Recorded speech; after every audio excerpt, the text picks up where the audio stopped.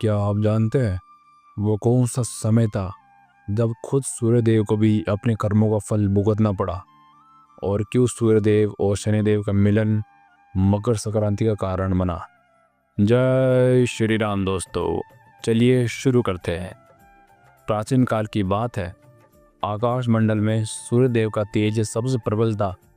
उनके प्रकाश से दिन रात, ऋतुएं और जीवन चलता था। देवता, ऋषि और मानव सभी उन्हें जगत के प्राणदाता मानते थे। सूर्यदेव के पुत्र थे शनिदेव। उनका स्वभाव पिता से बिल्कुल अलग था। जहाँ सूर्यदेव प्रकाश और ऊर्जा के प्रतीक थे, वही शनिदेव न्याय, कर्म और संयम के देवता थे। वे कभी किसी के साथ पक्षपात नहीं करते थे, चाहे वह देवता हो या मनुष्य। समय के साथ सूर्यदेव को अपने तेज पर गर्व होने लगा। उन्हें लगा कि संसार केवल उनके कारण चलता है। इस अहंकार के कारण उन्होंने शनिदेव को अपने समीप स्थान नहीं दिया। इससे शनिदेव का मन आहत हुआ, पर उन्होंने कभी शिकायत नहीं की। शनिदेव ने निश्चय किया कि वे अपने कर्म से स्वयं को सिद्ध करेंगे। उन्होंने कठोर तपस्या करी और ब्रह्मा जी से वरदान पाया कि जो जैसा कर्म करेगा उसे वैसा ही फल मिलेगा।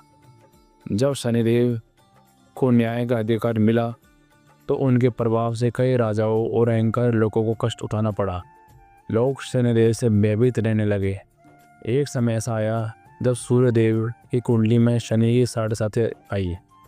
सूर्यदेव को भी कठोर समय का सामना करना पड़ा। उनका तेज मंद पड़ने लगा, सम्मान में कमी आने लगी। तभी सूर्यदेव को समझ आया कि न्याय किसी के लिए भी अलग नहीं होता, चाहे वे देवता हो या मनुष्य। सूर्यदेव स्वयं शनिदेव के धाम पहुँचे। उन्होंने अपने पुत्र से कहा, पुत्र, आज मुझे अपने अहंकार का बोध हुआ। मैंने तुझे समझे बिना ही तुमसे दूरी बना ली। शनिदेव ने चरण स्पर्श कर उत्तर दिया, पिता, मेरा कार्य दंड देना नहीं, कर्म का फल देना है। जब तक अहंकार रहेगा, न्याय कठोर लगेगा। उस दिन सूर्यदेव और शनिदेव का मिलन हुआ। उसी दिन सूर्यदेव ने उत्तरायण की यात्रा पर प्रारंभ करी। यह दिन आगे चलकर मकर संक्रांति के रूप में जाना गया।